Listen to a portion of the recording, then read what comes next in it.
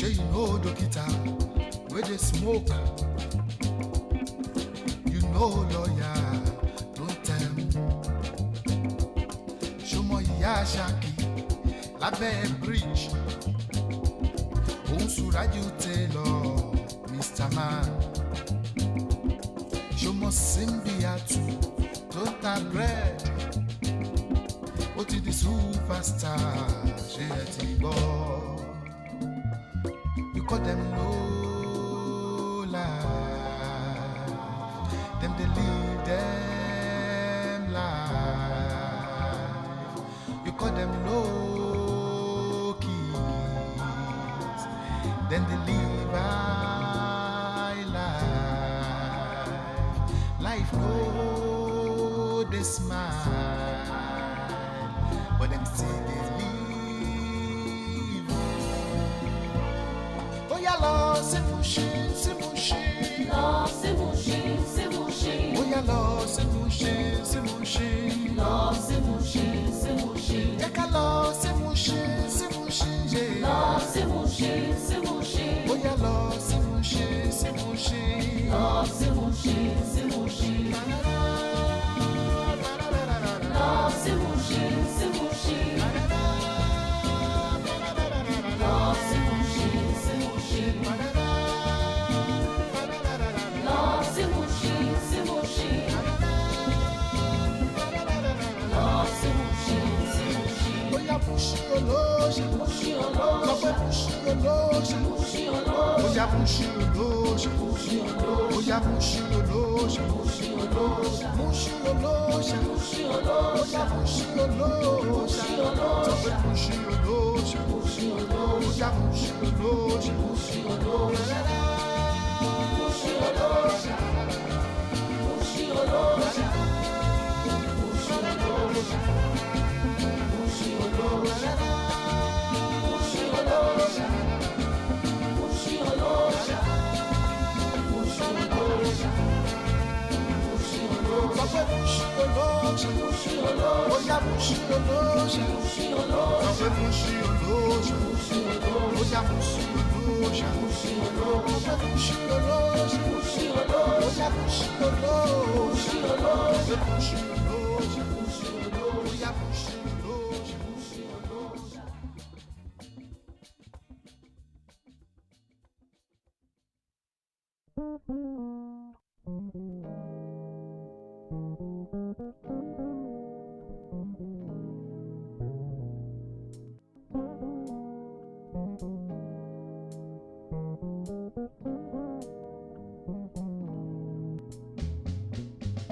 Gbégbégbégbé ire wá fún mi o, jákújákú máa lọ o. Fáfáfáfáfá ire wá fún mi o, òṣì gbẹ̀rù rẹ o. I see what you don't see, I know what you don't know. It looks white, but it's black. It feels cold, but hotter than fire.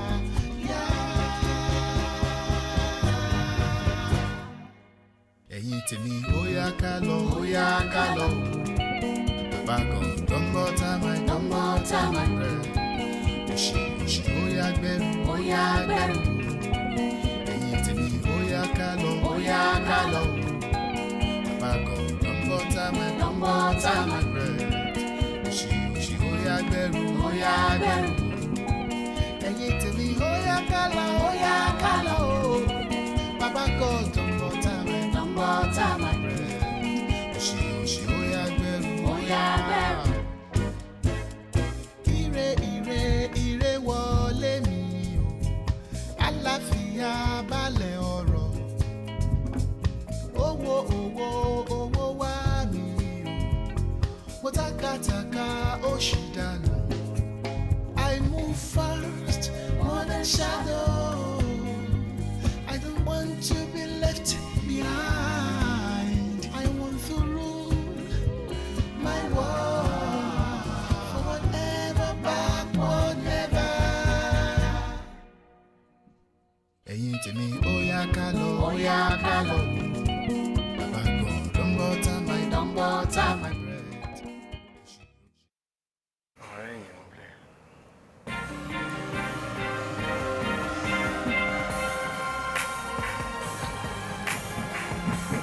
That's right. Prime time. Prime time. You have to do this. Good afternoon, everyone. Thank you so much for joining us today. You are in for an absolute treat.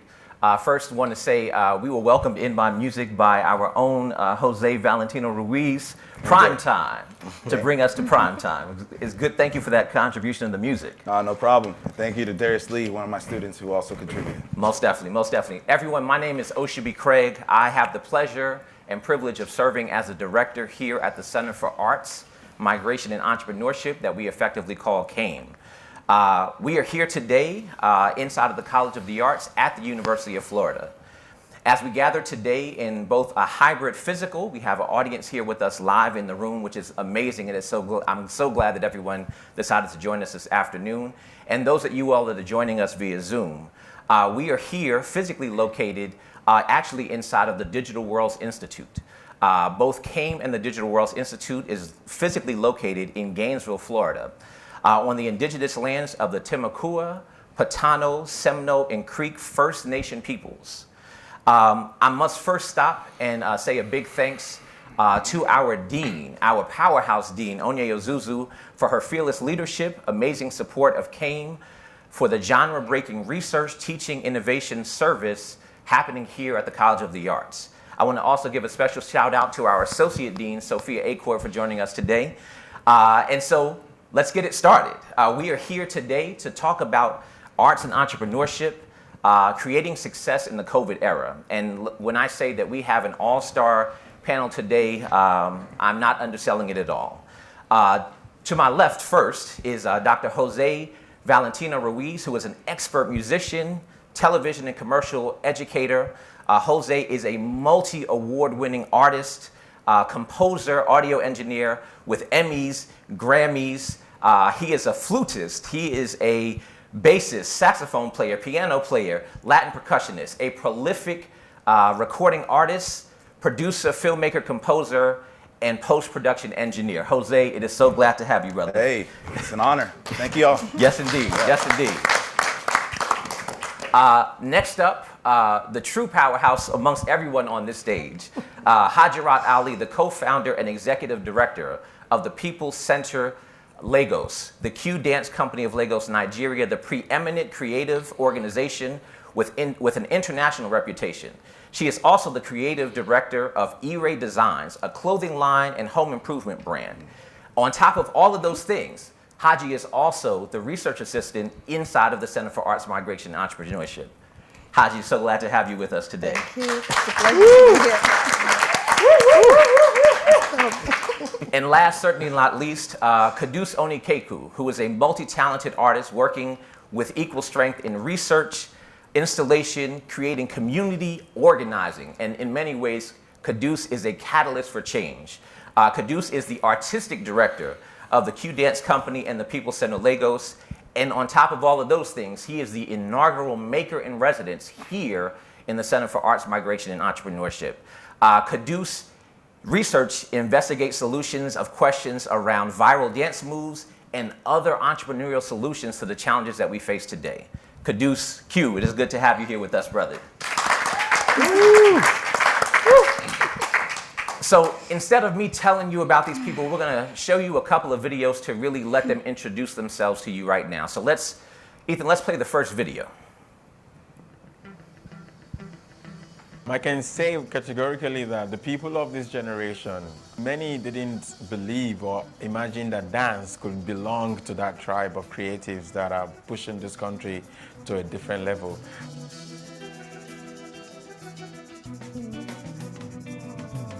The Qudus Center operates as a community development center talent development center, and also we create artistic works. Young people represent more than 65% of our population. So when you look at that demography, there is a lot of unemployment going on in that space. So we said, okay, how can we make dance respond to this basic problem of unemployment and also on their engagement? We're really raising the standard of dance. And beyond that, we are also actively engaged in fueling the industry with intellectual rigor. At the end of the day, dance is a business, and it's a serious business as well. We have people who are not actually dancers, but they are full-time employed, and their job is to make sure that all the content and intellectual properties we are producing is coming back with income, with tangible things that's going to make us be able to continue paying salaries and also continue to engage dancers and continue to tour. We work with artists and artists with disability and artists without disability. I realized that if we say we want to change something, we are change makers, then we should also be willing to attack something that the society is failing woefully at, that is access to people living with disability. Working with someone that accepts you, even it doesn't even look at if you are disabled or not, like it doesn't even have that in his dictionary. Skilled dancer that has been able to provide that platform to earn a living. The dancers, when they started with us, they just had talent. Seeing them the last 5 years grow so much, the difference between when they started and the present time is huge. It's amazing. There's a lot of space for earning and for making a living as a dancer and nothing else. I've never done anything in my life other than dancing. So this is what I want to give to dancers. This is the only thing I know. We mentor a number of people, not only in Nigeria, all over the continent. A number of them have been able to cater not only for themselves, but for their families and the people around them. So what they do at the Qudus Center, yeah, they don't just teach us how to dance. It's basically the lifestyle. They taught me to grow into someone that would contribute. Even as a young person, age does not matter. You could do a whole lot, especially in your youth, in Nigeria. Before now, I would have been on the street. I've been able to redirect my energy or my focal point to be like, okay, now you need to be able to equip yourself. You need to be able to rise up to some challenge to make sure that you are on the same pedestrian or you are on the same platform with people globally. I'm so much looking forward to how we're gonna be part of the revolution, creative, cultural, artistic revolution that's about to happen from Lagos to take over the world.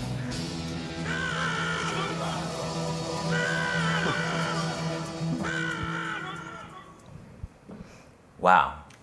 Wow, that's absolutely fantastic. So just to set the stage, I want to ask a question even before I get to the second video, just to think about this. When you talk about revolution in that moment, I'm struck by the energy that I've observed personally, and then watching you all work over these last few years in this context that we are right now. And so I'm going to mix it up just a little bit and throw out, what are the tools that are needed for young people, for artists, to be a part of that revolution of change for entrepreneurs? And I throw that out to you, Q, first, just to, as we left in that moment about you talking about revolution, what are the tools for you that you brought to the space to make that happen? I mean, also for context, this was done, it was a BBC interview, a kind of a focus, BBC focus in 2019. Burna Boy hasn't won the Grammys. Yeah. Afrobeat is not becoming what it is now. Yeah. But we knew that, like, it was coming. We knew that was coming. And we just wanted to make sure that we are creating a kind of we're becoming like a lever for all of those to be able to Because it's not the first time. I remember I was having an interview with Le Monde in France, and they were like, "Oh, tell us, why is Lagos becoming the center of creative energy on the African continent?" I'm like, becoming? It's been. After Fela Kuti, after a Nobel Prize winner in 1983. Yeah. Like all of this has been happening, only that there was no social media. We have to depend on your media to tell our stories to the world. Yeah. But now, we want to make sure that this is not going to happen to this time again. We're going to be able to capture our own stories, use our own voice, use our own platforms, and whatever other platform that exists to make sure that it is told properly. And it is coming back with actual value back to us. Most definitely. That is so important for us. I hear you. All right. So Ethan, I wanted you to give us the next video that really showcases Jose and the work that he's been doing.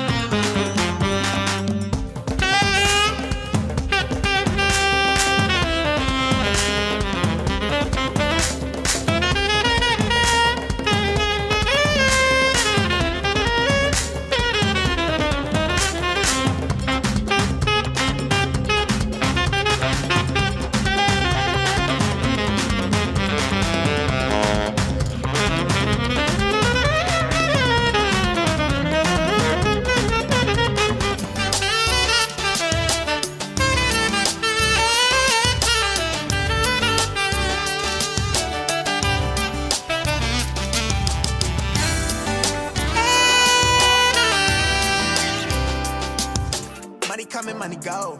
I've been at it on the low. Dropping out a while live. I can see the leaders doing, let's be talking plans and maybe seeing you. Pull up on you, let me school. Nobody ever did.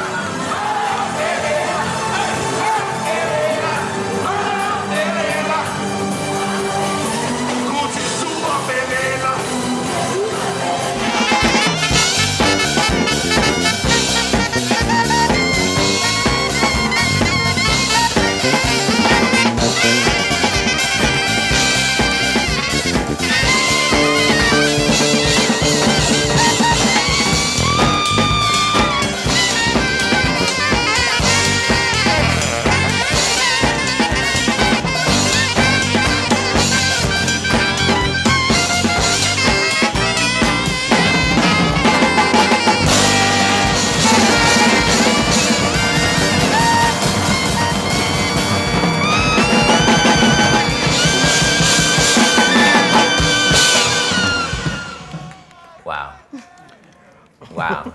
I just wish I brought more energy. I just wish I brought more energy.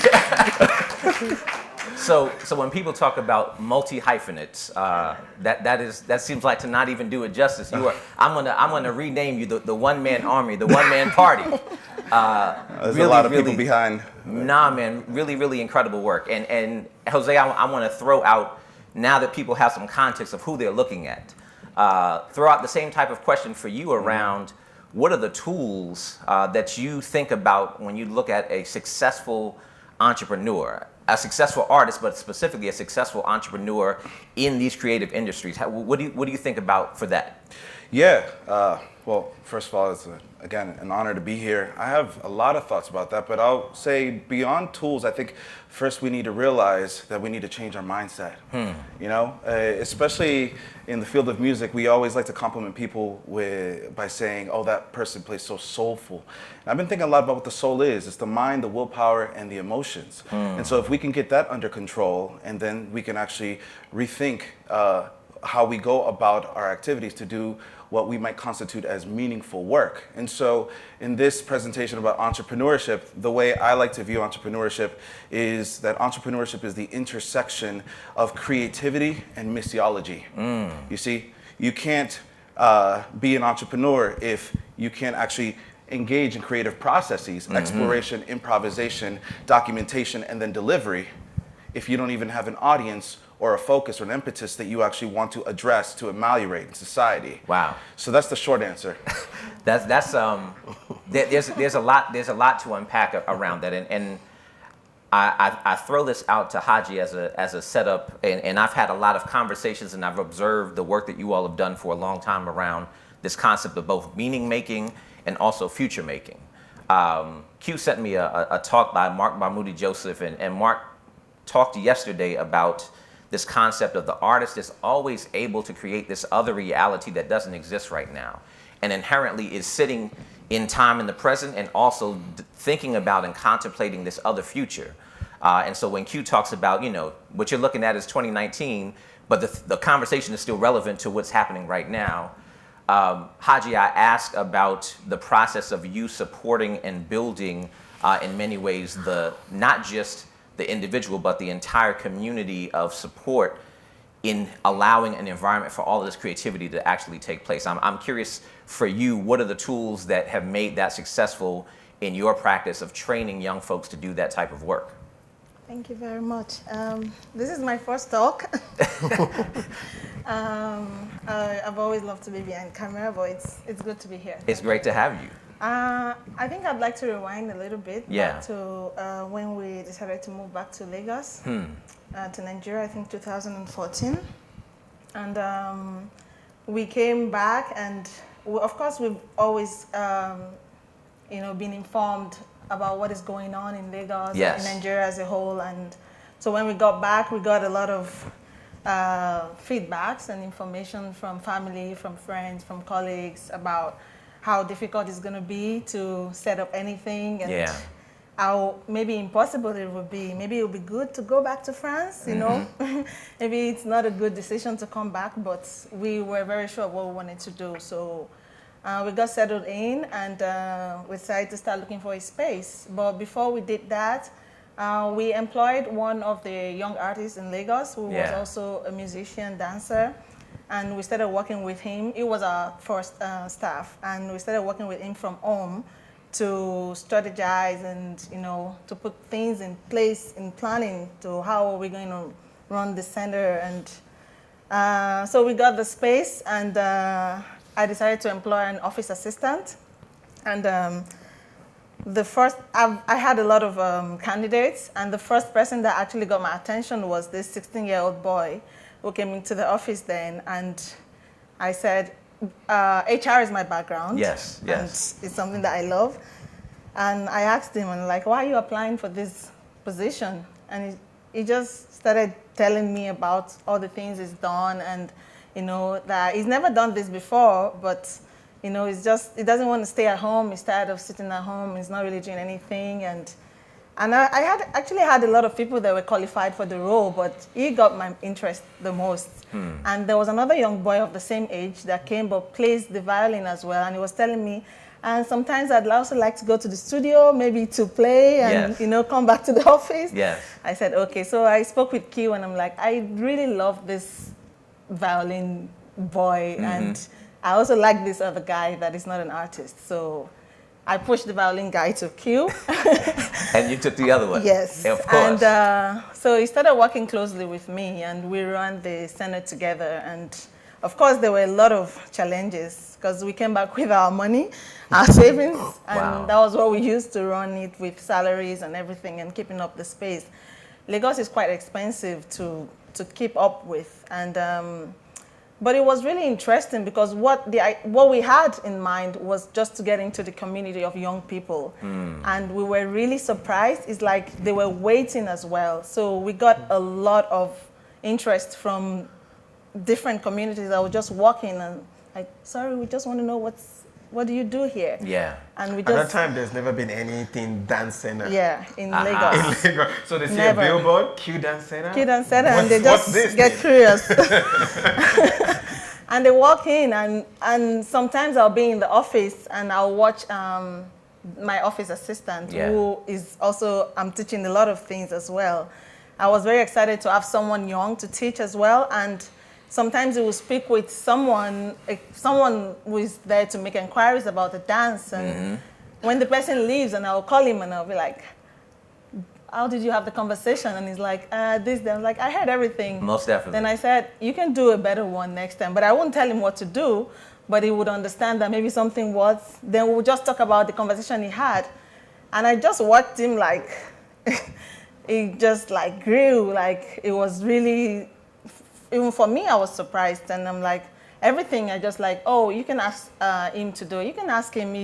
So I really put myself behind. Yeah. And I only work with him after office hours. And I don't know if we had a closing hour then though, but I let him go home, and me and Q, we stay longer and, just to put things in place. So what was important for us actually was having them come around, and they were really confused as to why do you have this space? Like, are you making money from this? Are you? But it was hard at first for them to understand the fact that it wasn't profit making. Yes. That wasn't the intention. But it was also to just get them in and see another side of using their talent as well.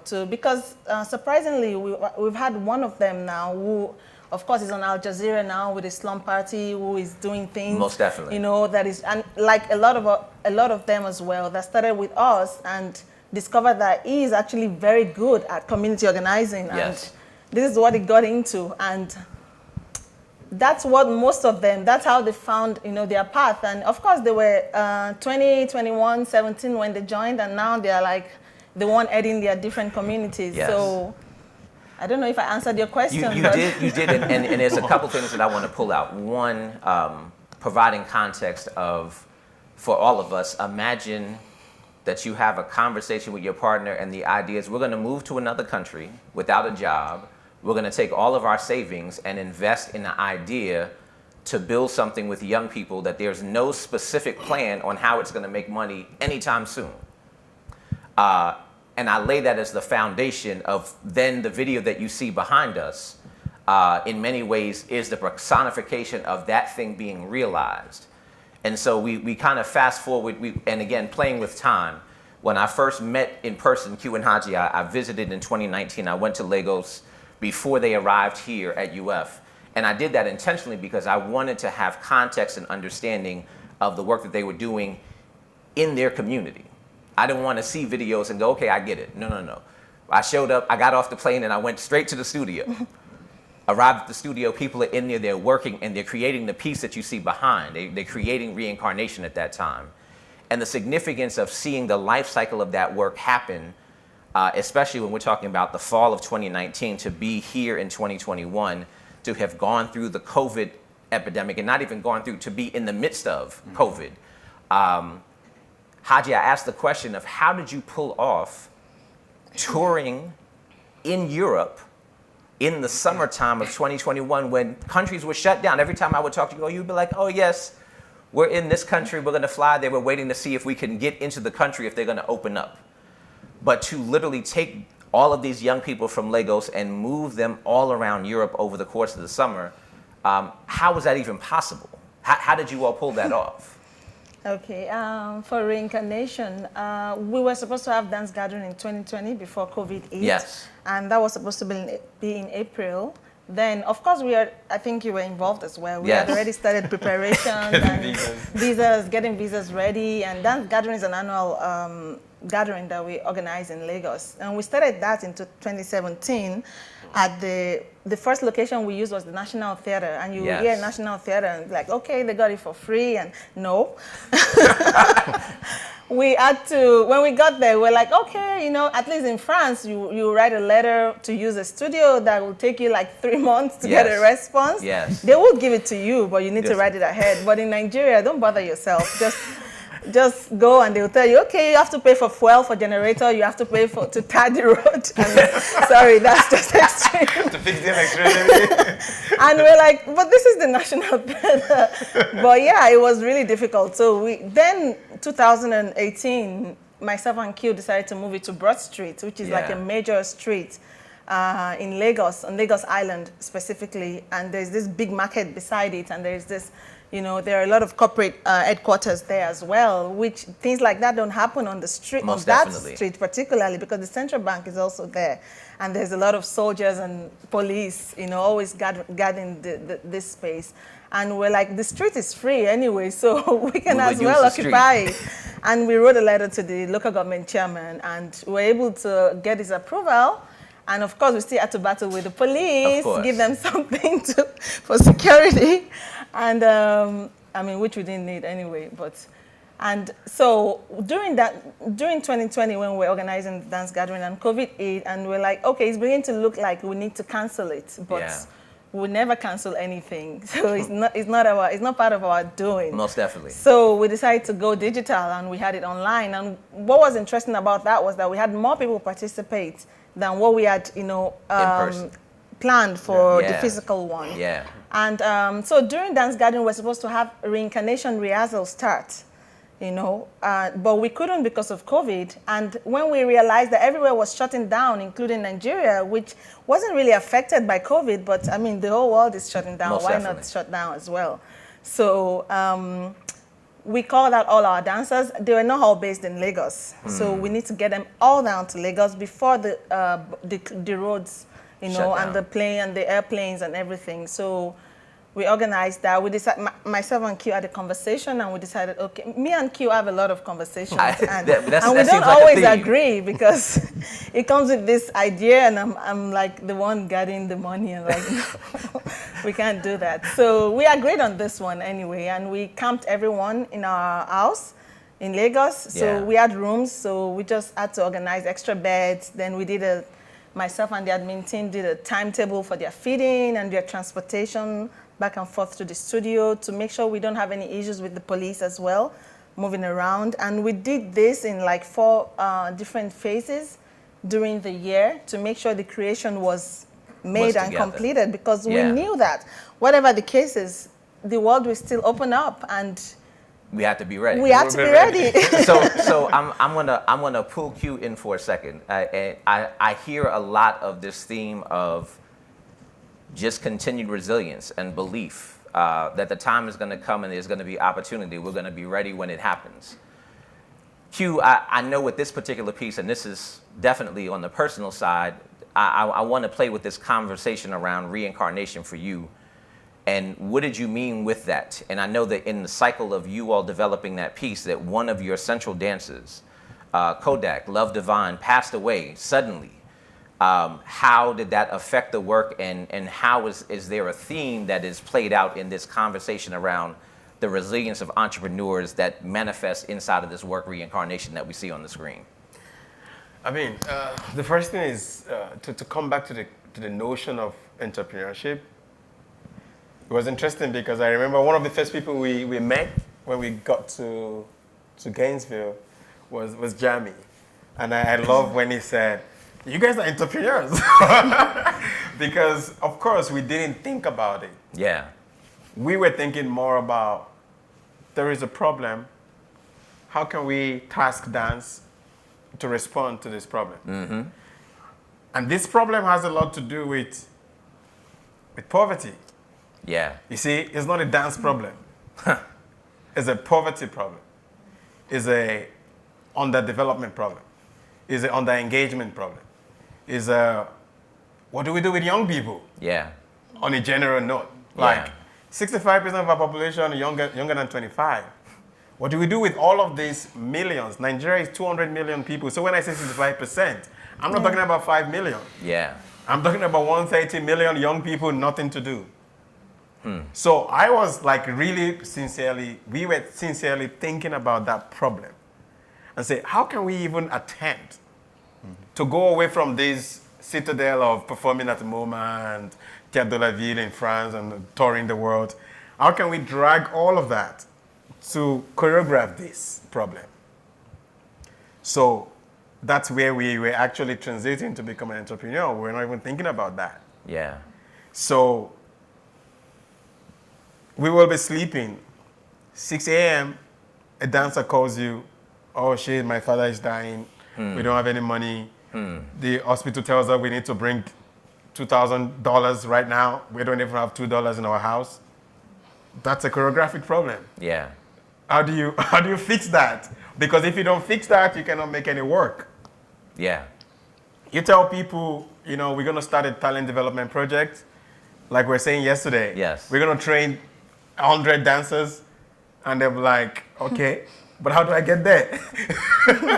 This is a real problem. Yeah. How do I get there? How do I get Transport to the fare. studio? How do I get consistent about arriving there every day when I don't even have the money to feed right now? So you start to think like, oh shit, we need to really think about how can we create an economic viable space for these people so that we can do the work, Most definitely. so that the work can be done. Yeah. So we were transiting into entrepreneurship without even thinking about it. We were more thinking about community work and realizing that the community work is an economic problem that is affecting community. It's not because people are just lazy, they don't want to work. So for me, I started thinking about all of that. All of that 5 years, 6 years work is what led to this. Yes. Yes. So I'm trying to make you understand that this is a progressive work. We're not just working with dancers. We're just working with artists. No, these are people we started with working with, they were 16, 17, 18, 20, 23, 27. Their responsibility is growing. We have to also grow in what we are offering them. If not, they're gonna go back to the street. Yeah. Yeah. So we said, okay, this new work is going to allow us blow up the thing and maybe give you guys your graduation. to go to the next so that level. we can go to the next level as Yeah. well. Then we started all of that work. COVID started, just like she said. The lady you mentioned, Love Divine, she was part of that cohort that was housed in our house for how many weeks? 6 weeks? For 6 weeks, yeah. 6 weeks where we were creating. That was in April. Yeah. It's crazy. 3 weeks after that, we lost Love Divine. It was lockdown. Nobody was able to even go out.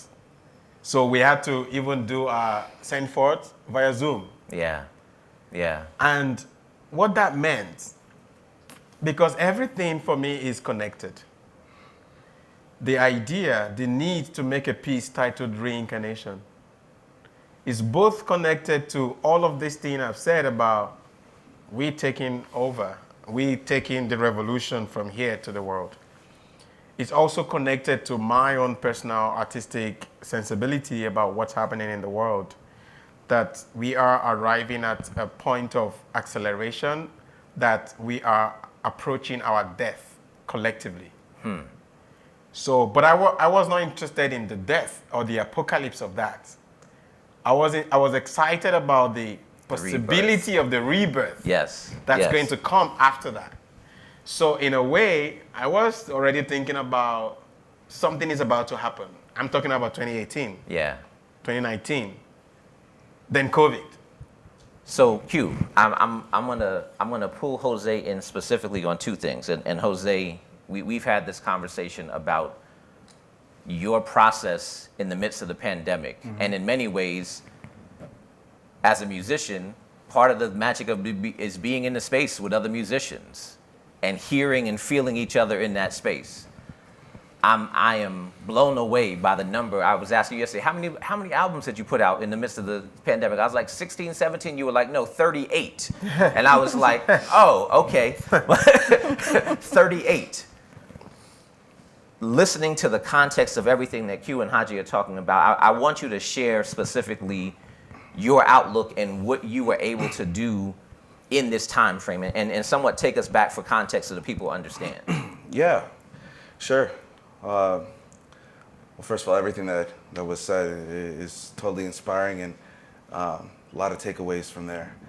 You know, I think what you're addressing has more to do to a fundamental question, which is how do we inspire ourselves to even be productive? And how do we inspire ourselves to be of service? And we understand that with entrepreneurship, you know, products and services is at the core of what we aspire to be able to fortify so that we can actually help the targeted community, consumer, however you want to call it. As a concrete, abstract person, in terms of how I work, I need to have structure, because if not, I will constantly create and I will constantly ideate without, and so what will end up happening is it's like my room will become like Santa Claus, where it's all these toys, but it never actually goes out to the world, and we never pilot test it. There's no necessarily proof of concept or scalability or sustainability or even leverage that I can actually be able to even do informed testing and predictive modeling to see the effectiveness of the mission that I'm trying to come with. So what I did is I thought about specifically this COVID era. This is a new era, right? And I am fascinated with numbers and meaning. Also because I'm obsessed with semiotics, which is the study of signs and meaning. And so, for example, the number 8 is associated with many cultures as new beginnings. And this is a new era, new beginnings. So I said, I'm going to formulate 8 steps that no matter what I do is going to give me the structure to be able to experience results. And so these 8 steps to be able to do, to answer your question, I first thought about what are the 4 steps. I know that there are many theories that for how to establish entrepreneurship or entrepreneurial spirit, but in this COVID era, I needed to pilot test this new thing. So I said, all right, I'm entrepreneurial, but I'm also missiological. And it goes back to the fact that I did mission work for 40 plus mission work in 5 different continents. So there's that mission impetus that I carry with me. And so I said, okay, first and foremost, I'm a father. I'm a loving husband. And what I need is security. So what we need to think about first is establishing a sense of security, kind of like what Q was saying. Then the next step was, now that I got the security in order, let me focus on sustainability of my business. Okay? Because the business, for me, the difference between that and security is, all right, it's between, you know, Daddy the Lion and now Daddy the Relaxed Lion, right? And so I have a business, JV Music Enterprises, and I have a lot of joint venture partnerships. And so my idea of sustainability wasn't even so much about not just my own home, but how can I sustain the relationships and also the enterprises for which I am a partner with. You know, the Diaz Music Institute, Whirlwind Music, you know, and a variety of other organizations that I'm involved with. So sustainability. Then the next thing was leverage. So when I think about leverage, I think about, okay, this composition ended up winning a Grammy. Now is a good time for me to let people know about all the other services that I bring beyond that composition. It served its purpose. It definitely had its respective mission, but that was a way for me to be able to express the multi-hyphenate business, if you will, And then I thought about now scalability, because I said, wait a minute, this actually worked, and there's a clientele, there's an audience, there's a community that is gaining access, equity, inclusivity through these types of initiatives. So let's keep working with the system that or with this particular type of content that will continue sustaining and building and even expanding networks. So that's what I think about with scalability. So then I thought about the 4 steps of to continue my calling as a missionary. And that's all of us, by the way. Yeah. In case you don't know it, you are all artists, you are all missiological, and you are all entrepreneurial. It's whether you realize it or not. And so what I thought about was first impact. You see, a lot of people, they hear me play and they say, oh, I'm so impressed. When I think about impression, I think about, I just sat here and it bent, but guess what? Now it goes back to normal. Yeah. I don't want that. I want you to walk away with an imprint in your heart. I want you to walk away changed. And so when I think about impact, what I made sure that no matter what I did as a music producer, as a performer, as a researcher, as an educator, that as I engage in the world, I want to make sure that I am providing takeaways, that I'm providing educational value, that I am providing something that is informative, that is going to help other people improve the best version of themselves. Then I thought about publicity. So then I said, you know what, this is going to be, whatever I do has to be able to expand my network, also my thoughts, and to be able to expand my voice, which is my thoughts manifested with sound. The third thing was inspiration. I love that word because the etymology of that word is wind of revelation. Wow, I have an idea. When I play the flute, much prettier than that. You know, people say, wow, I felt inspired. Well, that is actually the literal definition of inspiration, is that I blow something and you feel inspired, right? And so I want to walk away, or I want people to walk away when they experience my product or my service, that they feel inspired to be able to go and activate, you know, their entrepreneurial pursuits. I also think, going back to impact, it's important for us to be able to measure impact quantitatively and qualitatively. And I also think that it's important to express impact not only vertically. So as a company, as an enterprise, of course, I aspire to want to elevate my platform of influence, but also horizontally. So many times we're so focused, you know, on what's the next step for me in the job, in the system, you know, oh, I'm supposed to be now this kind of professor, or I'm supposed to be this type of performer, or reach this level. It's always about going higher, but I think where the greatest effectiveness of what entrepreneurship really is how we impact people horizontally. And so now we're talking about crossing the boundaries of space, right? Because we're, you know, big time, space, and matter. Matter is the product and the service in which we are actually creating to be able to put out into the world.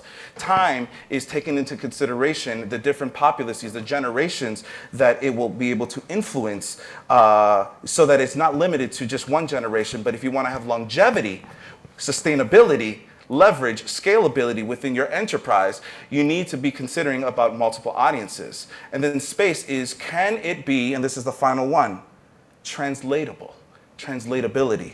So what I decided to do during this COVID era is what I said, no matter what I do, I'm going to make sure that this product or service communicates to a wide array of demographics, culturally, not limited to ethnic culture, but belief systems that we resonate with, globally, so that it can function even if I'm called to move somewhere. I wasn't sure if, with COVID, if I was even gonna stay here, even though I love UF. I'm so glad that I'm here. So whatever I did was gonna be able to function in the next destination. And lastly, multimodally. Because we now today need to be able to set up our business infrastructure to be functional in physical spaces, digital spaces, synchronously and asynchronously, whether it's physical or digital. So those are my 8 suggestions for how to be able to succeed in a COVID era. That is, Jose, that's fantastic. That is why you're here, and you are the professor of business and entrepreneurship for the College of the Arts. We thank you for that. That's awesome. That's awesome. Yeah. So I have a couple of quick fire things, and one I want to play on some themes. One of those themes that I'm hearing from everybody is this concept of both tangible value. They're saying like, we're putting work in the world and it's bringing back funds and things are happening. We're able to feed the kids and do our stuff. Then there's this other level that is really important that I hear from everyone, and that's the intangible value of the work that you all are doing. It's powerful for me as I look at this and observing you all and this, and I've heard you say this before, Q, the reluctant entrepreneur, like, okay, we have to do this, so we're going to do that. And then on the other side, for you, Jose, being very intentional on this is what we're going to do. But this concept that is a through line for me around the independence, and again, this seeing this other future, seeing this other reality, being invested in what is happening with other people, and then the effect that is going to happen for whatever the next generation is going to be. So I ask the question, and I throw it out to everybody. Tell us about how and in which, what are the tools, what are the suggestions, what are the things, so the people that are out there that are thinking about, I have people that are around me, they're ready to take that step.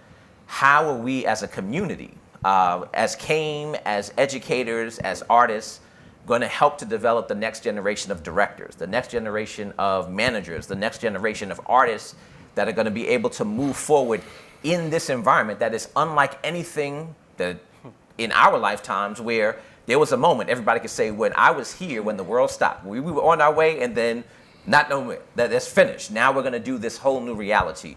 You made a play to it of being multimodal, but I ask about what are the things that we can bring to help others who are trying to solve that, as you all have successfully done. I can answer, but Haji, yes. Well, thank you. I would say, at least we've worked with a lot of young people, and one thing that we've noticed or we've understood with them is, I would say, the sincerity of what you're doing. Yes. I think what brought them mostly towards us is the fact that they see that these people are actually very serious about this thing. They've never seen anything like that. And they didn't understand at first why we are so passionate and we absolutely just want to change something. And so I think mostly that brought, them closer, and they just want to stay regardless. And YQ was talking about, sometimes 6 a.m. or 3 a.m. or at night you get a call, oh, my wife is in labor, or my sister is in labor, or something like that, which happens often.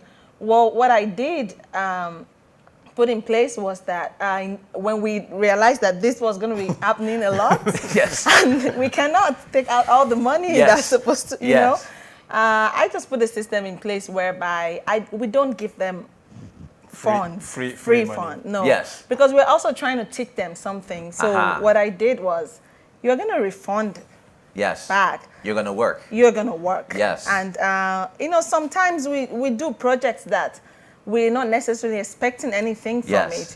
We did Dancing Cities, and nobody funded Dancing Cities, and we're going to different communities around Lagos, to do this competition of different talents from the kids in the area, and everybody will just come out and help you put this in place, and we would put someone in charge and say, you'll be the organizer, you go and speak with them in that community. Okay, this is weekend, there is this sanitation day, you go to this street and you call out all the neighbors, you're going to do fitness, dance on the street, and we give them tasks like that to help them also feel responsible for the funds, and they know that, okay, I got to pay this back one way or the other. And we can easily just give them this money and let them, but it's not going to solve any problem as well. It's not going to teach them anything. And we were training not only artists, not only musicians or dancers. We also eventually got a lot of them that would come just to learn how to manage artists and how to manage the structure itself. And so how to do tie and dye. How to do tie and dye, or yes. as simple as that. I think that's a really a powerful thing, because I'm hearing this concept around work ethic. I'm hearing this concept around responsibility, and in all of the work that I hear you all and have observed is the consistency of this is the goal. We're going to always move another goal in front of us, so we're always reaching for what is happening next.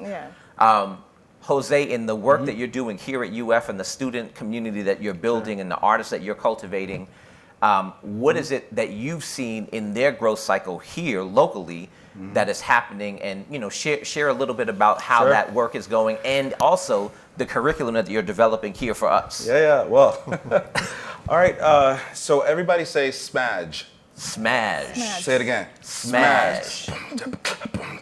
Smash. There you go. Smaj. S-M-A-J. This was actually a curricular. Pedagogical. So how to teach teachers. Yes. This kind of stuff, and also programmatic model, if you will, rubric for how to actually engage in this stuff at UF. It's something that I actually proposed a few weeks ago at the Society of Arts Entrepreneurship Education. I was so excited that 5 students and myself were able to do a presentation called Getting to the Grammys and Beyond, create student-professor collaborative albums and music videos that address advocacy issues. And so we were one of only 8 presenters nationwide to be at the fall conference virtually. So this is really awesome because within all of that, there were so many wonderful studies, but we were the only ones that, according to Gary Beckman, who has the strongest H factor, if you know anything about statistics, the strongest impact value within the field of entrepreneurship in the arts scholarship, he said, you guys are actually doing what we've been proposing. But you also introduced a new theoretical framework for conducting programmatic, you mean in terms of how we establish programs, curricular, and pedagogically. So what actually is it to address this question? It is scholarship, mentorship, apprenticeship, and joint venture partnership. Wow. Scholarship, then mentorship, then apprenticeship, then joint venture partnership. And what I've done is I've established the way that I teach in that method. See, all of us as educators, we do scholarship very well. We do, here are the textbooks, here's the theory, let's actually talk about it, let's research how other people do it. But then in order for this generation, since you're talking about the future and being able to vision cast, right, we need to courageously invest in our students. It cannot just be about ourselves. We need to remove ourselves out of the equation because it's all about viability. Viability, the etymology of that word, is life. This is the future. We want to sustain, we want to advance, we need to build, implement life within the process. If it's not, we also need to instill validity because we're living in an age where the students are insecure of who they are, right? So we need to create, we need to smudge in order to be able to instill that. And I'll explain that in a second. Because if we don't do that, then we're not doing anything that is viable or valid, but in vain, vanity. The etymology of that word is actually empty, emptiness. So taking that into consideration, how we approach the way we want to invest in the future as we teach arts entrepreneurship education, I would say let's take it a step further beyond scholarship. I don't tell the students that they study under me. I say, let's study together. Yeah. They study with me. I study with them. Yeah. We live in an age that's hyper-informed, so we can actually learn from each other, which leads us to the next level, which is mentorship. Because see, time and experience is what outweighs perhaps my level compared to the students, not necessarily the competency that they have. That is the difference between competency and expertise. It's the time and the experience that I've been engaging in this stuff to be able to know how to create these products to relate to other people, to establish community and missiology. So that's beyond office hours. And I don't call I give students my phone number and I let them know, and they will call me sometimes at 4 a.m. saying, Dr. Ruiz, I have this idea. Can we talk about this, that? And I'll usually say, give me a couple more hours. And then I'm thinking about the idea and it starts stirring. Yeah. Because you see, my dreams are not my own. My dreams are the next generation. Because I think that there's wonder instilled in all of us. And so now it's taking it to the next level of mentorship, in which now we are doing apprenticeship. The best thing that we can do, and I'm already starting to see this, not just with myself, but with the faculty in the School of Music and even in the College of the Arts, and definitely the way you go about doing things, Oṣubi, with the center, is Now we're connecting students with professors, and professors are being more welcoming, more inviting to say, you know what, I actually want to treat you like the professional. Yeah. But you're still giving certain guidelines and you know, being able to still put a little bit of boundary, because it's good, it's for the better, it's the betterment of that individual to be able to experience, but also to follow up and be able to say, hey, so why did you go about doing this particular process in the real practice? That's why it's so important for us as a Tier 1 research university ranked number 5, that the faculty actually engage in their respective research and creative activity, you know, through actual enterprises, whether it's sole proprietorship or joint venture or whatever the case may be. But then the highest level is now where you're teaching students as partners. Yeah. Because see, they've already established through the curriculum that we've established here, you know, the College of the Arts and even Jamie Craft's Center of Entrepreneurship, they already know now how to do it, but now we need to treat them as professionals, and we need to be able to engage in ideation, organization, creation, ownership, and informed testing as individuals. So now it's whatever I do with those students that are hungry enough to take it to that level, which is joint venture, partnership, we need to be able to tell them, hey, I have this gig. I want you to be a part of it. How much do you want to get paid? As opposed to just saying, this is what it pays. Most definitely. And so that is a theoretical framework that I think is applicable pedagogically, curricularly, and programmatically that I think we can advance respectively here within the Center of Arts, Migration, Entrepreneurship and the College of the Arts as a whole. Most definitely. Q, this is a couple of things, and we've talked about this for a long time, of that the young people now are different. They can see through those that are coming because they're vain about themselves. That they need something that you're going to show them that is going to activate them to not just show up, but to come in and invest. And I have great respect, and you all have seen in the videos what you all have been able to create with respect to that. But I ask you the question of, how do you envision what is next? What is the next iteration of that for you in your thinking and your approach to this type of work of now effectively teaching other folks how to be a successful arts entrepreneur? I mean, it's interesting because, you know, when Haji said in 2004 we left France, it was a very 14, sorry. It was a deliberate action. Yeah. That came out of my quick rise in France. After school, I left school 2009. By 2013, we were already performing, being highlighted in the most prestigious festivals in France. We were named the new choreographic talent in 2012. So all of that happened in 3 years. Wow. And I was like, is that it? Yeah. Exactly. Like, no, that's not enough for me. But you see, France was the complete opposite of Nigeria. In France, you become an artist. To a certain degree, you're working for the government, because when you're not working, you have an employment scheme. In Nigeria, you become an artist, you're on the opposite of the government. You are like a direct enemy of the government. Yes. So, and I saw the two. I was like, I don't think any of them is better. How can I create a blend of the two? Yeah. That you take whatever the government, the funding you can get, but you don't depend on that. Mm-hmm. You depend on what you can create for yourself, and you use this as a kind of a support. Yeah. Yes. In case. In case you want to drop. Security. Okay. Security. Sustainability. Exactly. Yes. Yeah. So why I'm saying that is, I don't know if I am a community person like that, but this was a deliberate strategy. Yeah. Of what does it mean to be an artist in the 21st century? How can I make my art making not only on stage?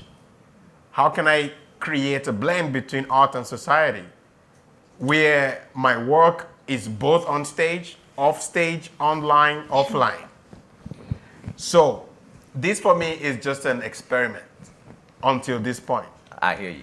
So those guys, everything José was saying, I was just smiling because it was precisely what we did. Exactly. That's why we created success. That's why we're here. We know Yes, at the beginning we treated them as students, Yeah. but we grew gradually, and we explaining to them most of the money these people make, it's not even while they're dancing. Huh.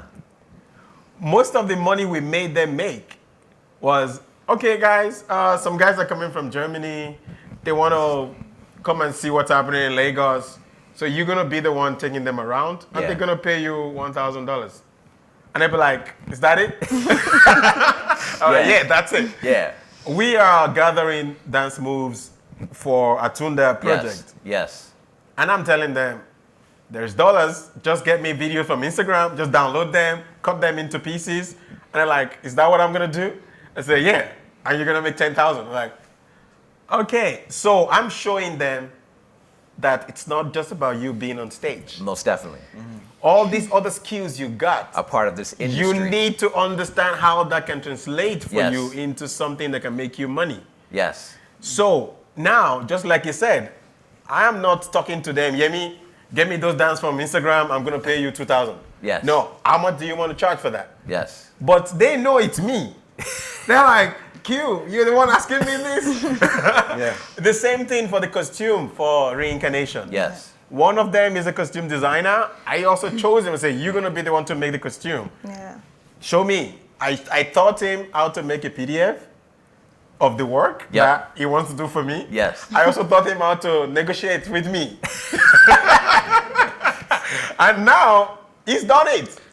He's gonna go do it elsewhere now. Yeah. No, that's, yeah. that's so true. You know, I teach a whole unit, and all my students know within my strategic music entrepreneurship development course that I tell people I can't wait for weeks 9 and 10 because I need to have 6 hours where I'm just talking about negotiation. Yeah. So that they understand their values, and they can establish their tier system for Most the rates definitely. of services and be able Yeah. to do that. And the greatest compliment I can ever have as an arts entrepreneurship professor, and I'm not saying this as an ideal, I'm saying that this has happened and now it's happening more frequently, and I'm so thankful, is when the students are hiring me for work. Ha. You see? Wow. So I'm Wow. teaching, Yeah. I'll Yeah. give you a testimony. See, everybody sees the accolades, but they don't know the story behind, right? So I'll give you one story. There was a student of mine who needed access, okay? He grew up through in life that had a lot of arduous circumstances, and I said, you know what? I'm just going to invest because this was my version of the violin boy, right? You know Yeah, what I mean? yeah. Let me see if I can build identity, and then I did it by teaching him audio engineering, Huh. and then he got so hungry, his spirit started being filled so much that I said, you know what? Okay, now we're going to go to a level of scholarship, apprenticeship. Mentorship, apprenticeship, joint venture, Smash. partnership. Smashed it. So then what ended up happening is years down the road, now we're collaborating. He was the one who opened up the opportunity for me to work in American Idol and X Factor. Wow. Okay? Wow. And then, moving forward, then I helped him, with his undergrad degree in audio engineering. So I was sort of like that applied professor outside of school, right? Yeah. Just his mentor. And then he sought out opportunities. He says, hey, I got an opportunity to be doing mission work in Costa Rica, Colombia, and Guatemala. You want to go? I got to do this with you. I said, no problem. And we established music education centers in specific towns in those regions. And it was Wow. because of him. And then, this is like the pinnacle, right? He says, I landed a job because I also, at the same time, was having him take part in my projects that ended up, he taking part as an audio engineer in my first Grammy-nominated album. Then he was able to leverage that and apply for a job in NBC Universal. And now he's the head audio engineer for NBC Universal in Miami. And then he invites me to take part as a film composer with him, co-composer, for a documentary called Art Vessel. Then 4 years down the road, we win an Emmy Award for Best Cultural Documentary. Jose, that's awesome. That's awesome. Yeah, man. Oṣubi, I just want to add up to what Jose was saying about academic. You Yes. know, People Center, we don't have like an academic structure. Yeah. Even though we train them. So We mentor them. Yeah, we mentor We them. smash them. Smash. I made it up on purpose for that reason.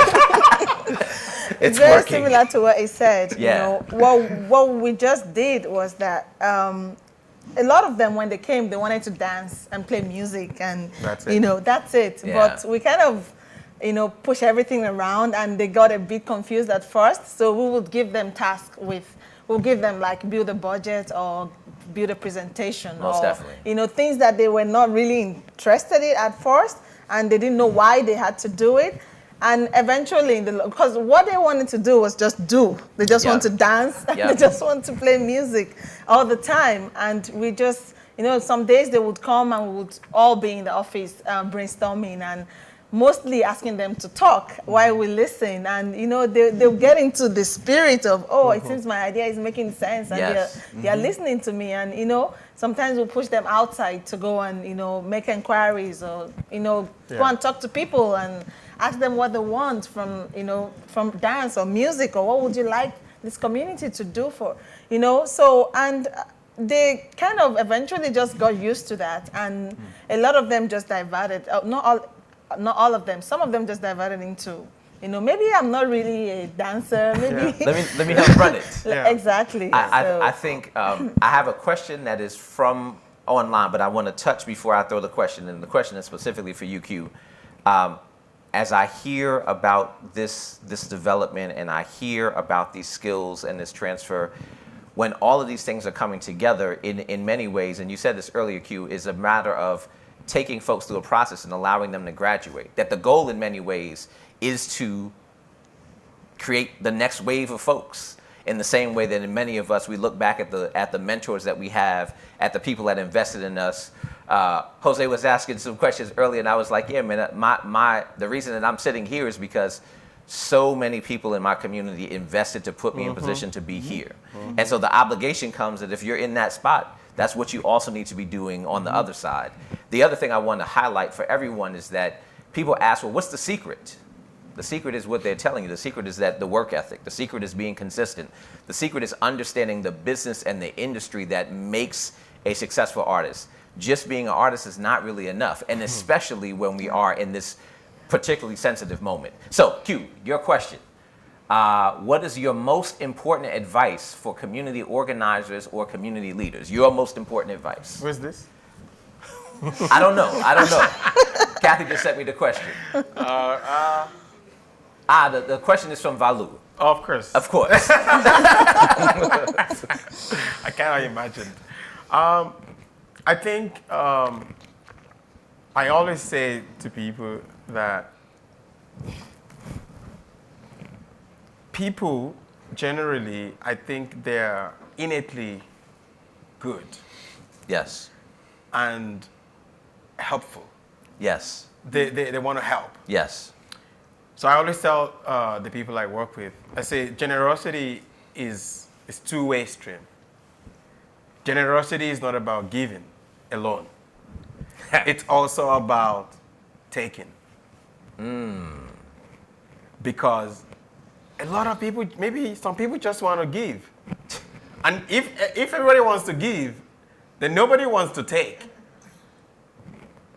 And this a lot I see in community organizers. Because everybody wants to do. Then you also feel like people are too busy. So let me just keep going doing my thing. I say, yes, start with that. And make sure you do things that you know that you cannot achieve alone by yourself. If you can achieve it by yourself alone, it's not interesting. Yeah. Dream is not big enough. It's not big enough. Yeah. Do things that you know that you need like a whole army to achieve. Yes. But you start alone. Yes. When you're about to die, literally, call for help. That's the secret. Then people will come. People will come but because they know you are really about to die. Yes. Yes. If you're not about to die, they're also busy. And because they've seen what you've done as well. Come on. No, it's true. What we're talking about here is architecting culture. Wow. We are cultural architects. Wow. That is what we do. And, because we're talking about setting up infrastructures, whether it's theoretically, or whether it's physical structures, or, just in terms of, philosophical underpinnings of how we navigate the industry. we're creating culture where culture doesn't exist. Yes. You see? We are redefining, we are remolding culture. And oftentimes is the case when the newfangled ideas that emerge and that are embraced by our people, which is humanity, by the way, happens in moments of immense struggle and of a lot of constraint. And it's through that we're able to express resiliency no matter what, and then come up and express creativity, right?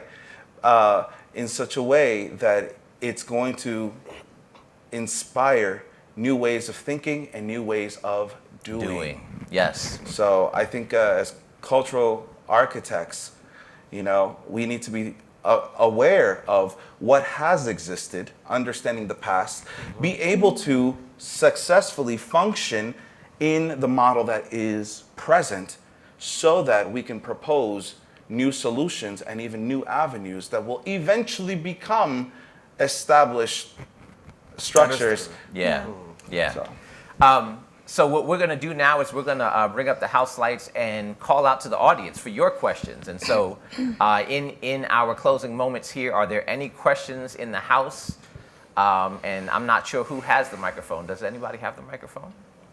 Jamie. Jamie, you can talk loud, and then I'll translate it for our Zoom folks. Yes. Jose brought up this notion of scalability. Okay, Chair. Now they come with the mic. That way the Zoom people can hear you as well. Jose brought up the notion of scalability and scalability horizontally. And I'm curious for Q and Haji, how Qdance scales to more deeply impact this problem you've addressed or referred to in just Nigeria alone. Number one, or number two, is it even fair to ask Qdance to have to scale and do it all themselves? Thank you very much, Jamie, because this is very, very important. Yeah. We've thought about that question. What next? And must that what next be done by Qdance? Then what we came up with was for us to allow what next to manifest, we must exit. Huh. It's almost like saying we must die. Because all of these people that we have cultivated, built in the last 7 years, they're now growing almost to the stage where we are, or stage where we started in Nigeria. In Jos, in Kaduna, in Lagos, in Abuja, in Benin City, in Asaba. We now have people that we have built that have been on European tours with us that are now meeting, coming in contact with producers and people with money who wants to drop money into Nigeria. If we are still there, they cannot get those access. So we are saying maybe it's our time for us to physically move ourselves out of Nigeria, like really, elsewhere. But we keep working with them from outside. So that when people say, oh, Qdance, what next? Like, see what Sunday is doing. See what Joshua is doing in Kaduna. See what that one is doing in Benin. So in a way, we're still working with them. They're still like our ambassadors, but it's not longer under our own name. But we spread it out onto their own name, and they can learn from all the experiments that we have done.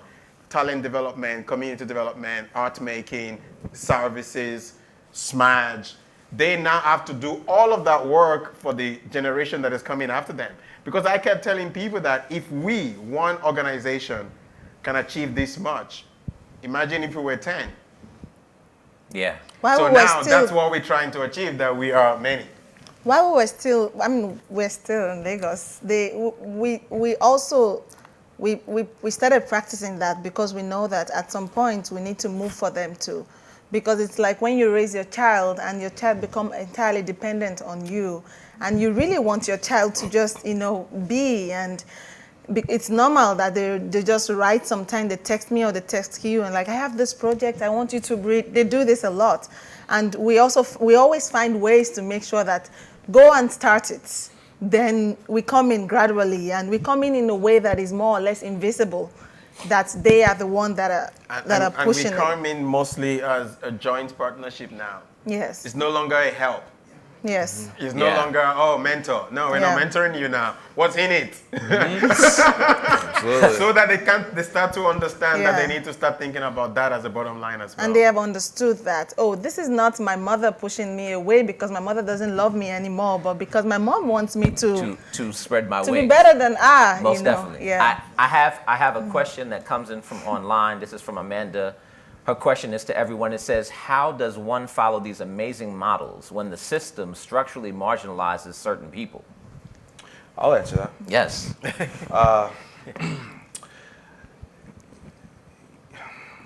This is going to be a very bold statement. Come on. Okay, but I think it's good for us to have conversation, to be able to wrestle with ideas. Somebody asked me the exact same question in a podcast yesterday, specifically in the context of when we are bounded by these systems, at least let's say Western European traditions in music education, which we know it's not just that, but it's also in the arts. And I think, the way I responded was, before we can even try, and I say this even to our esteemed colleagues here who are doing much work in addressing these issues, is that it's very easy for us to actually say, yes, we're going to address in breaking down the system. But I actually think it's important for us to deconstruct ourselves and to be able to figure out the depths of who we are and our upbringing and what makes us our identity, what actually, our identity construct before we actually try to pursue purpose. You see, we're so quick to express a role and say, we're going to advocate for this, we're going to do this, we're going to do it through this way, this way, this way, this way, this way, this way. But people are not really comfortable in their own skin, no pun intended, for me, I think it's important, if I'm actually going to make meaningful change and being able to create access, to create inclusivity, to create equity, I need to start being able to view people for what we have in common as opposed to what separates us and what divides us. And so, I like to think about this from a musical perspective. Fundamentally, we have rhythm, harmony, and melody. My question is to anybody is, do you know the rhythm in which Oṣubi moves in? And that's not talking about just his amazing drumming, but that's talking about the way Oṣubi goes about his day, being able to relate and understand how he flows, how he organizes his time, how he paces himself. That is informed not just based on his personality, but also based on his cultural upbringing and his heritage and all of these different things. Do you know Oṣubi's harmony?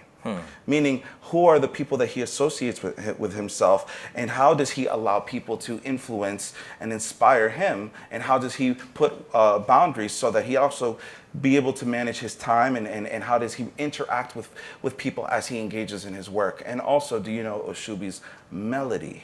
Which is, at the end of the day, do you know the intent of Oṣubi and why he's doing this? It's very easy for all of us to formulate beautiful words and say, we're going to do this and do a manifesto. But at the core, who is Oṣubi, and where is that 12-year-old boy that is saying, I'm finally here?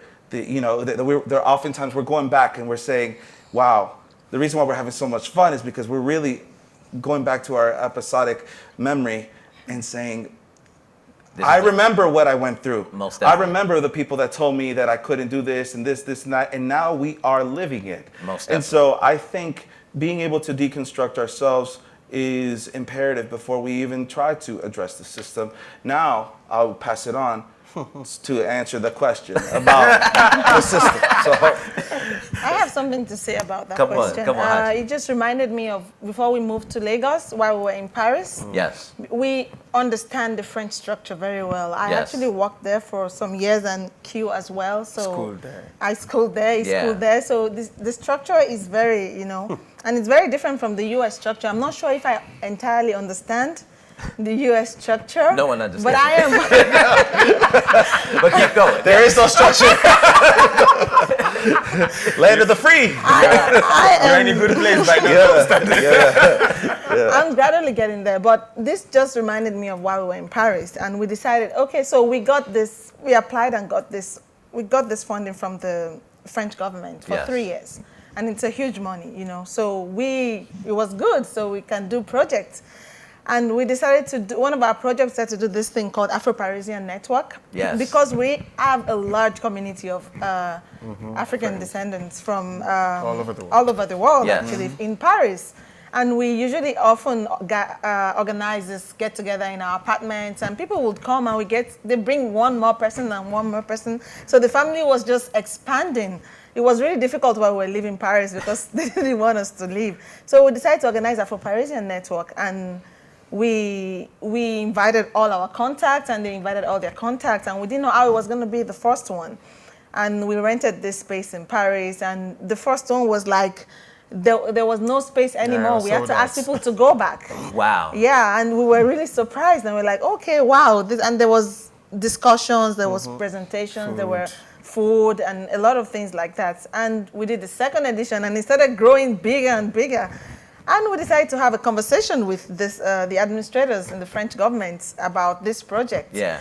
And, you know, France has its own issue as well, you know, which country doesn't? Most definitely. And we were very excited, and, you know, we were telling them about this idea, and you want us to do, how do you say this in English? Yeah, community engagement program. Community engagement. It was actually one of the reasons why they gave us the money. Yes. Yeah. Like, we need to engage the community. Yes. Please finish.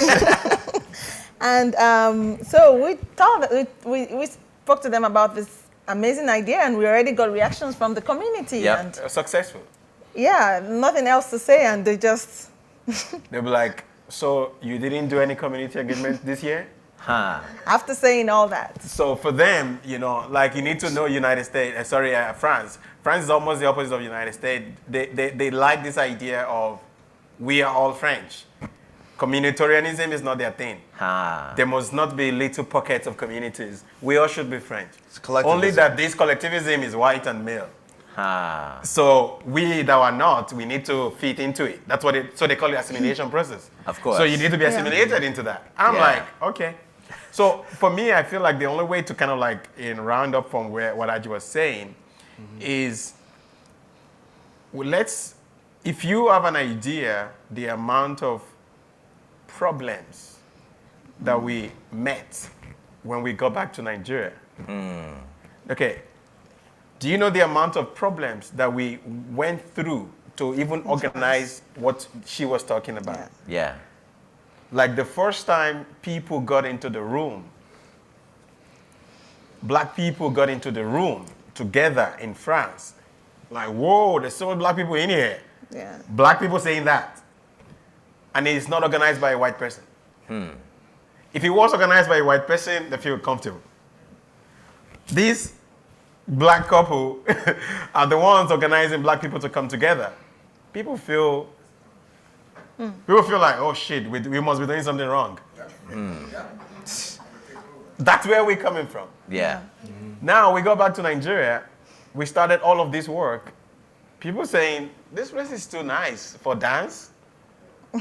Like, all this money you spend for dance, they didn't get it. They're like, so that's just one problem out of, I don't even want to talk about all the problems that exist. Yeah. We have trained ourselves to go to where there is problem. We've trained ourselves to see problems as opportunities for solution. Most definitely. For solution that people have not seen before. Yeah. Yeah. So, Nigeria, or going to the black community in France, has taught me how to be an artist in 21st century. I'm gonna stop you there. I'm gonna call for at least one other question in the audience. Come on, Anita. The mic is coming to you now. Are you gonna hold it? Great, thank you. Fabulous, wonderful, etc. But I'm left wondering about the relationship between entrepreneurship on the one side and being the artist or being a appreciative of the artists on the other side. So when we're seeing the end result of everything you've done, there's a mixture. It's supported by entrepreneurship, but how did that get in? You gave us a very good example of how it built, so you're dealing with somebody on the same plane, even though that person's, you know, in this field and you're in the other field. But, you know, how many people go into this thinking, I've got to put in the entrepreneurship part? When you had all those concerts all over Europe, who booked all those for you? Did just one grow from the previous one, and then one built on the next and the next and the next, and then you just sat there, I can just work on my artistic stuff, I don't have to work on the entrepreneurship stuff? Or was that entrepreneurship part, I know it was built into you. Yeah, it was building. So what's the equation there? Sure. Well, People, artists? I can tell you, you know, just straight up, we've calculated, my team and I, we've calculated a little bit over 1,400 concerts that I've done since 20 years of being a professional performer. Wow. I started when I was 14. I'm 34 now. Wow. Okay? Wow. So I can tell you this. There was, out of all of them, I think there might have been less than 50 in which somebody called me for a gig. Yeah? Wow. When I wanted to play at Carnegie Hall, I saw my favorite artist of all time, National Endowment of Arts recipient, National Medal of Freedom recipient, 14-time Grammy Award winner, Paquito de Rivera. Yes. And he's performing in Carnegie Hall. And I saw this flyer, and I Facebooked him. It was like the little green thing, you know. And this was in 2014, and I said, Maestro, do you need a flute player? My name is José Valentino. I would love to perform with you.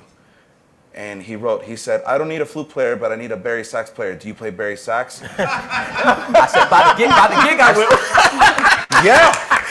I said, I'll play Barry sax in all styles you want. He said, I will give you your email and I will give you my manager, you know? And that was the opportunity. Yes. That's just one of many examples, Yes. Anita, that I can tell you. Yes. And I think that is a distinction of, you know, how I express myself as an entrepreneur, as a performer.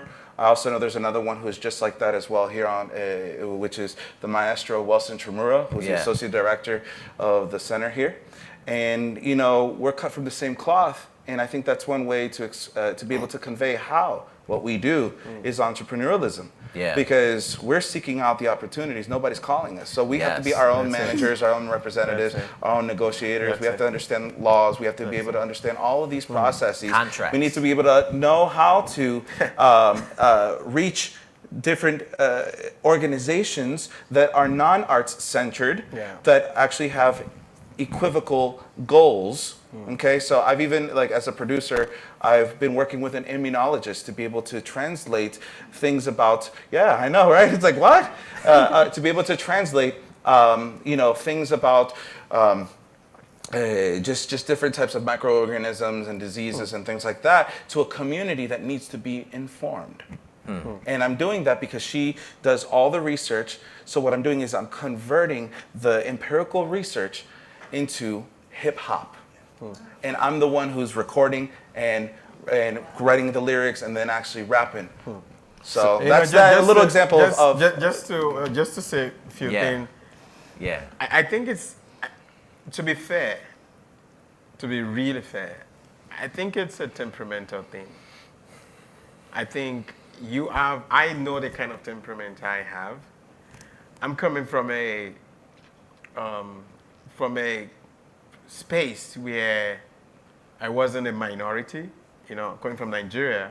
In Nigeria, Yoruba people are not minority. So you were brought up within that kind of mindset that anything you want, go get it. You see, so when he started, I remember in the beginning, Aji was still in Nigeria schooling. I was already in France alone by myself.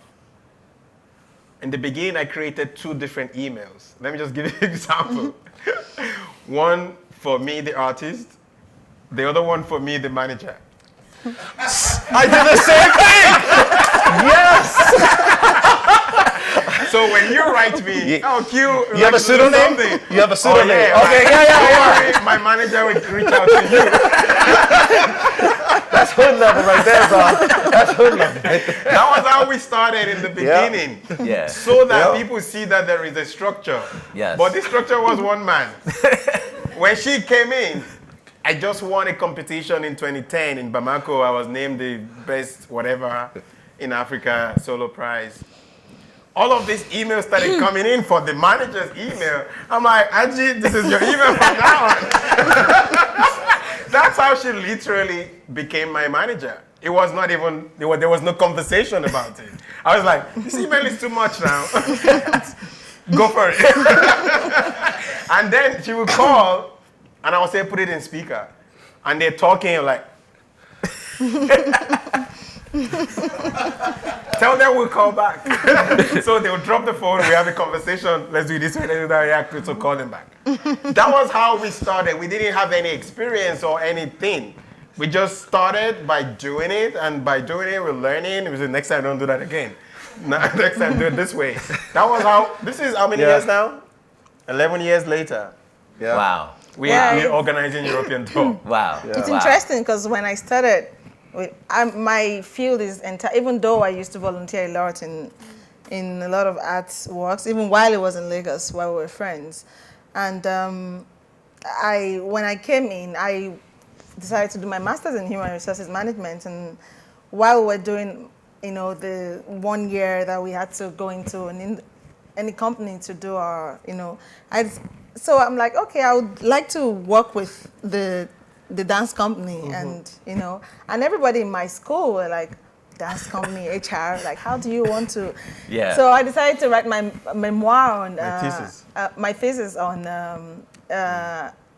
structure in an arts in the creative industry. Yes. And this is something that they've never read in.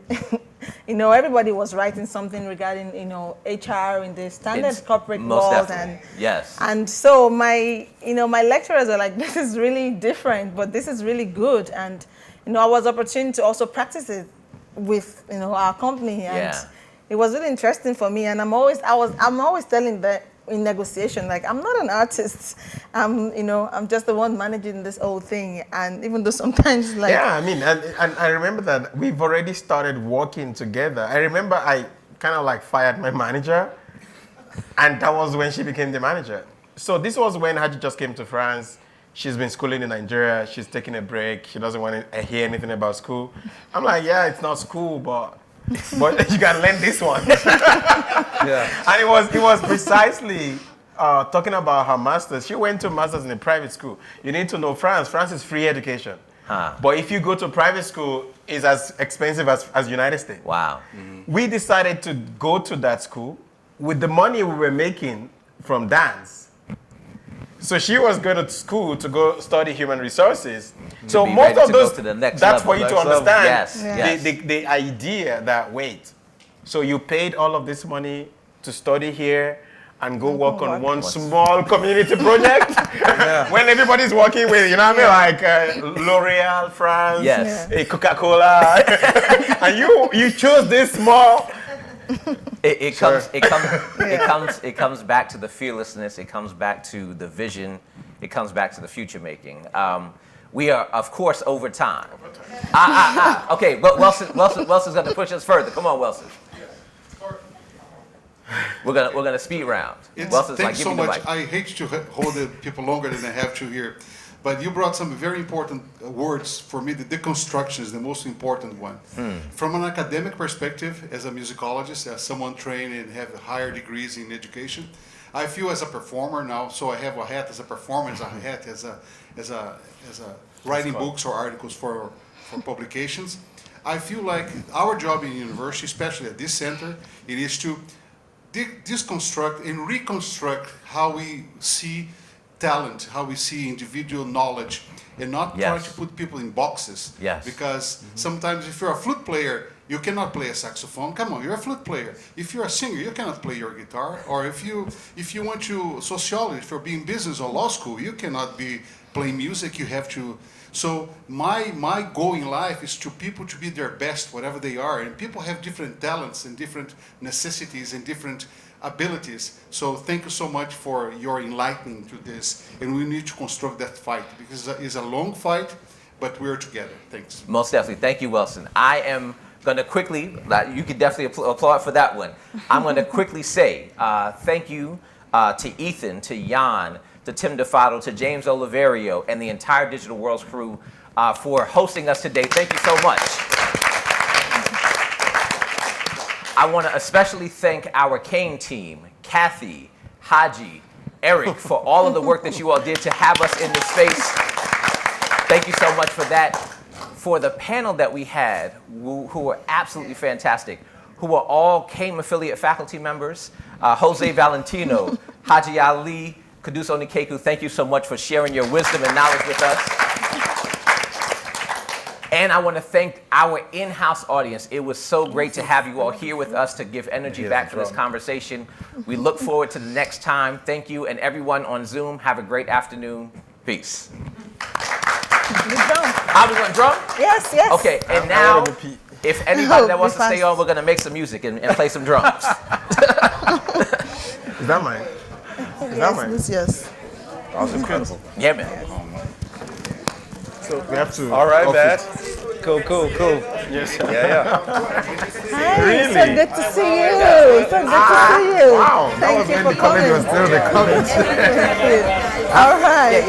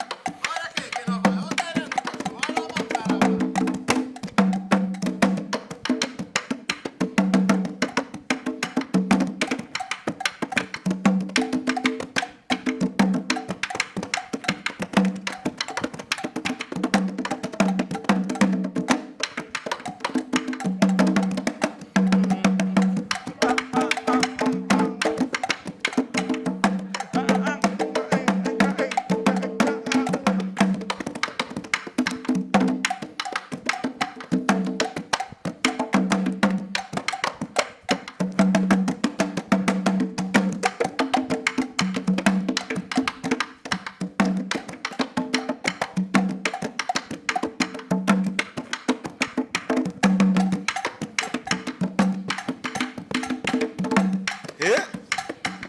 Yeah. Hey. Ere ayo ere. Ere ayo ere.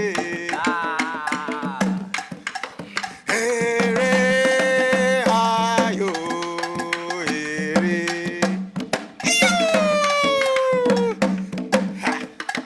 Ere ayo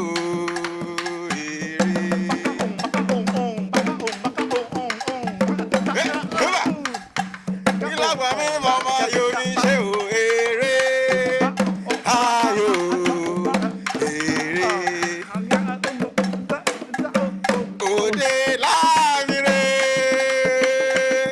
òde láàmìrè ẹlẹ́dàá wa oríwọ́ àwa kó ṣán wá bọ̀ gbèrègèdè káwa má ṣìṣe pẹ́pẹ́yẹ ìkó sómi o ó fomi ní ṣeré fomi ní ṣeré o ó fomi ní ṣeré òdèrè lámìrè òdèrè lámìrè ẹlẹ́dàá wa oríwó àwa kó ṣán wá bọ̀ gbèrègèdè káwa má ṣìṣe pẹ́pẹ́yẹ ìkó sómi o ó fomi ní ṣeré.